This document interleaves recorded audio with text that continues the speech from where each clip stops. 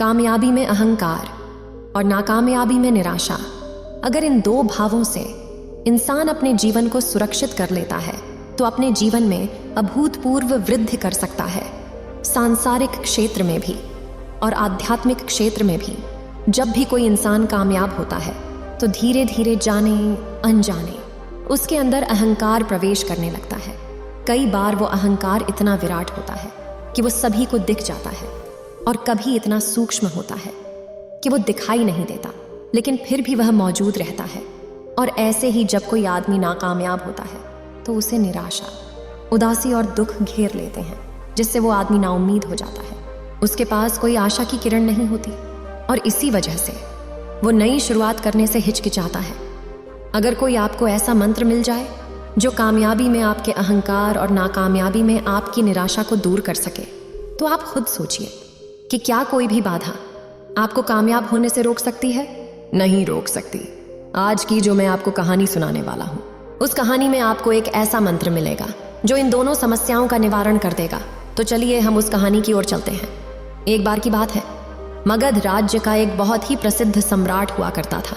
वो बहुत से राज्यों पर शासन करता था, बहुत ही प्रतिभाशाली सम्राट था और उनकी प्रजा उनसे बेहद खुश थी।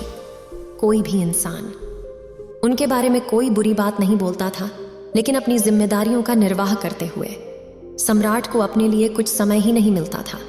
वो हमेशा अपने राज्य की समस्याओं को सुलझाने में लगा रहता, जिससे वो अपनी आध्यात्मिक उन्नति नहीं कर पा रहा था।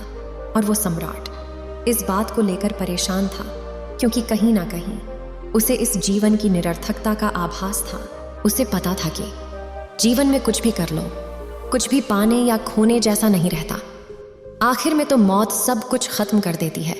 इसीलिए उसने एक दिन अपने मंत्रियों और अपने राज्य के सभी विद्वानों की एक सभा बुलाई। दरबार में सब लोग बैठे हुए थे और सम्राट अपनी राजगद्दी पर बैठे हुए थे। सम्राट ने सभी को संबोधित करते हुए कहा कि सभी सभासद जरा हमारी बात पर गौर फरमाएं। देखिए, हम अपनी जिम्मेदारियां पूरी तरीके से निभा रहे हैं, लेकिन इन जिम्मेदारियों का निर्वाह करते हुए एक समस्या पैदा हो गई है। हमारे पास बिल्कुल भी वक्त नहीं बचता है कि हम शास्त्र पढ़ें, उपनिषद पढ़ें और बड़े बड़े ग्रंथ पढ़ें। मैं आप सभी विद्वानों से एक विनती करता हूँ, आप मुझे कोई एक पंक्ति का ऐसा सूत्र बता दें जिसमें सारे शास्त्र, सारे उपनिषद और सारे मोटे मोटे ग्रंथ उसमें समाहित हो जाएं, जिससे मुझे उन ग्रंथों के मोल, उन ग्रंथों के ज्ञान का भी पता चल जाए और मुझे अपना वक्त उन ग्रंथों को पढ़ने में भी न बिताना पड़े। और जो भी विद्वानों सूत्र मुझे बता देगा, मैं उसे मुंह मांगी कीमत दूंगा। राजा ने वो सूत्र ढूंढने के लिए अपने मंत्रियों को एक सप्ताह का वक्त दिया। सभी मंत्री, सभी विद्वान मोटे मोटे ग्रंथ लेकर बैठ गए और उनमें से ऐसा सूत्र ढूंढने की कोशिश करने लगे जिसमें सभी ग्रंथ समाहित हो जाएं। बहुत प्रयास करने के बाद भी किसी विद्वान को इसका उत्तर नहीं मिला जो जीवन के सारे सार को एक पंक्ति में समेट ले। आखिरकार एक सप्ताह के बाद निराश होकर उस सभी सम्राट को कहते हैं कि महाराज, हमने बहुत कोशिश की, सारे ग्रंथ छान मारे, सारे शास्त्र पढ़ डाले, लेकिन हमें ऐसा कोई सूत्र नहीं मिला जो एक पंक्ति में सारा सार समेट ले। आप खुद ही सोचिए कि एक पंक्ति में इतनी मोटी मोटी ग्रंथ कैसे समा सकते हैं। इस पर सम्राट ने कहा कि कोई ना कोई रास्ता तो निकालना ही पड़ेगा। अगर तुमसे नहीं हो पा रहा तो किसी ऐसे आदमी के बारे में बताओ जो मेरी समस्या को हल कर सके। तभी एक मंत्री बोला कि महाराज, हमारे पड़ोसी राज्य में एक बहुत पहुंचे हुए संत रहते हैं। मैं यकीन से तो नहीं कह सकता, लेकिन शायद आपकी समस्या को सुलझा सकते हैं। आप एक बार उनसे भेंट जरूर करें। यह सुनकर सम्राट अगले दिन ही अपने कुछ सैनिकों और अपने घोड़ों को लेकर उस संत के पास पहुंच जाते हैं। संत के पास पहुंचकर वह उन्हें सारी समस्या बताते हैं। उसकी समस्या सुनने के बाद वो संत कहते हैं कि राजन, मेरे पास भी ऐसा कोई सूत्र तो नहीं है, ना ही मैंने कभी इसके बारे में विचार किया, लेकिन मेरे गुरु ने मुझे एक अंगूठी दी थी। यह अंगूठी जो तुम मेरी उंगली में देख रही हो, यह मेरे गुरु की भेंट की हुई है। मेरे गुरु ने इसे देते वक्त मुझसे कहा था कि इस अंगूठी के पत्थर के नीचे 2 पर्चियां हैं जिनमें एक एक मंत्र लिखा हुआ है। एक पर्ची हरे रंग की है और दूसरी पर्ची नीले रंग की है। और मेरे गुरु ने ये पर्चियां मुझे देते हुए कहा था कि जब भी तुम्हारे जीवन में बुरे से बुरा समय आए, जब तुम्हें लगे कि सब कुछ खत्म हो चुका और अब तो जीने जैसा कुछ बचा ही नहीं, तब तुम उस हरी पर्ची को खोल कर देखना। उसमें तुम्हें एक ऐसा मंत्र मिलेगा जो तुम्हें उस परिस्थिति से बाहर निकाल देगा।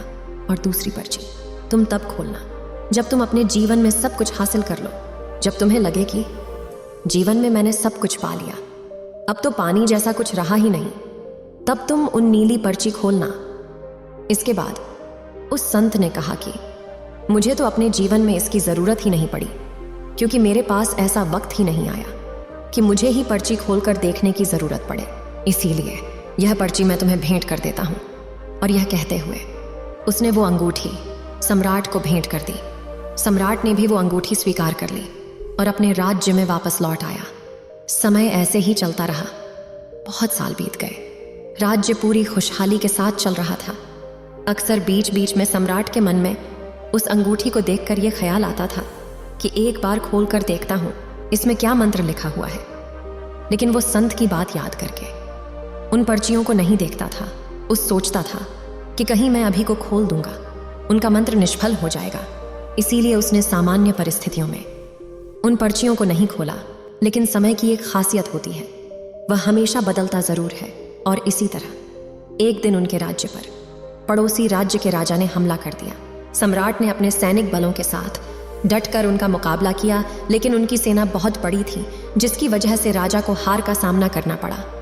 हारने के बाद उसका राज्य तहस नहस हो गया। सारे घर बर्बाद हो गए और बहुत सारे सैनिक मारे गए। आखिर में राजा को अपनी जान बचाने के लिए अपने कुछ सैनिकों के साथ वहां से भागना पड़ा।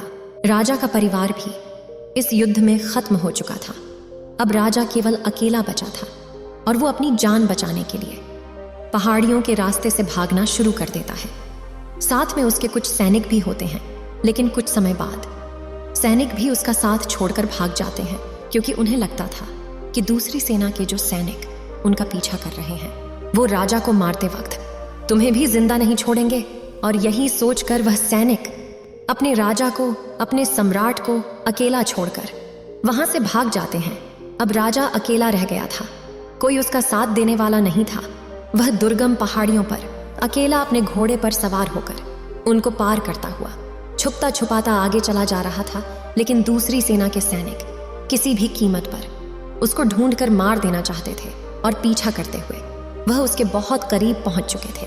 तभी राजा को उनके आने की आहट मिली। राजा तुरंत अपने घोड़े से उतरकर वहां पर कुछ झाड़ियों में छुप जाता है। राजा जब झाड़ियों में छुपा हुआ था तो उनके कदमों की आहट से राजा का दिल सहम जाता था। तभी झाड़ियों में छुपे हुए राजा को उस अंगूठी की याद आई और उसने छुपे छुपे ही उस अंगूठी के ऊपर वाला पत्थर निकाला और उसमें से हरे रंग की पर्ची निकाली जो संत ने बुरे वक्त के लिए बताई थी। राजा ने वो पर्ची खोलकर पढ़ी और उसके बाद उसके चेहरे पर मंद मंद मुस्कान आने लगी। उस पर्ची में लिखा था कि ये वक्त है, ये भी बीत जाएगा। यह मंत्र पढ़ने के बाद उस सम्राट के मन को हिम्मत मिली और वो वहीं पर छुपा रहा। पूरी रात ढूंढने के बाद जब सैनिकों को सम्राट कहीं भी नहीं मिले तो वो वहां से खाली हाथ लौट गए। इसके बाद अगले दिन सुबह सम्राट उन झाड़ियों में से निकल कर आता है। यह मंत्रों से बहुत ही सार्थक लगा कि वक्त है, ये भी बीत जाएगा। और इससे उसे बहुत हिम्मत मिली और उसने अपनी बची कुची टुकड़ी लेकर फिर से अपनी सेना तैयार की और कुछ समय बाद अपने पड़ोसी राज्यों से मदद लेकर उसने अपनी दुश्मन सेना पर हमला कर दिया। उसने पूरी हिम्मत के साथ जंग लड़ी और आखिर में उन जंग को जीत गया और उसे अपना राज्य भी उसे वापस मिल गया। अब फिर से राजा के वही दिन वापस आ गए थे, बल्कि वो उससे भी ज्यादा प्रसिद्ध हो गया था, क्योंकि उसने एक छोटी सी टुकड़ी के साथ एक बहुत बड़ी सेना को हरा दिया था, जिससे पूरे देश में उसकी प्रसिद्धि, उसकी प्रतिष्ठा पहले के मुकाबले कई गुना ज्यादा बढ़ गई थी। और अब उस सम्राट को लगने लगा कि मैंने अपने जीवन में सब कुछ फतेह कर लिया, अब जीवन में कुछ भी पाने जैसा नहीं रहा, सब कुछ मैंने घूम कर देख लिया। तभी उसे उस अंगूठी की फिर से उसे याद आई और उसे याद आया कि संत ने कहा था कि इसमें जो नीली पर्ची है उसे उस वक्त खोलना जब तुम्हारे पास सब कुछ हो, जब तुम्हें किसी चीज की कोई इच्छा ना रह जाए और जब तुम्हें लगे कि तुमने सब कुछ हासिल कर लिया हो। ये सोचकर उसने उस अंगूठी का पत्थर हटाया और वो नीले रंग की पर्ची निकाली। उसने वो पर्ची खोलकर देखी और देखने के बाद उसके चेहरे पर उदासी छा गई। ऐसा उस पर्ची में क्या लिखा था? उस पर्ची में लिखा था कि ये भी वक्त है और ये भी बीत जाएगा। कुछ देर उदास रहने के बाद वो सम्राट बहुत जोर जोर से हंसने लगता है, क्योंकि उन पर्चियों में उसे पूरे जीवन का सार मिल गया था। सारी ग्रंथों का ज्ञान उस पर्ची में समाहित था। मंत्र एक ही था कि ये भी वक्त है, बीत जाएगा। लेकिन यही सारी किताबों का, यही सारे शास्त्रों का और यही सारा ज्ञान है जो इस एक पंक्ति में समाहित है। ये भी वक्त है, बीत जाएगा। अक्सर हम जब नाकामयाब होते हैं, जब हमारा कोई काम सफल नहीं होता, तो हमारा मन घोर निराशा से भर जाता है।